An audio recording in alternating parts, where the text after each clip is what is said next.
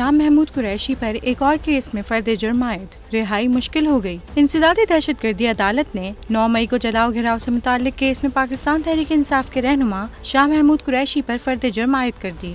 शाह महमूद कुरैशी पर 9 मई को थाना शादमान जलाओ घिराव समेत दीगर मुकदमात दर्ज हैं। साबिक वजीर खारजा को आज फर्द जुर्म की कार्रवाई के लिए तलब किया गया था। शाह महमूद कुरैशी को इंतहाई सख्त सिक्योरिटी में अडयाला जेल से लाहौर मुंतकिल किया गया था। अदालत ने शाह महमूद कुरैशी के खिलाफ कोट लखपत जेल में समाअत की और अदालत ने जलाओ घिराव केस में उन पर फर्द जुर्म आयद कर दी। आइंदा समाअत पर गवाहान को तलब करते हुए केस की मजीद समाअत 22 जुलाई तक मुलतवी कर दी।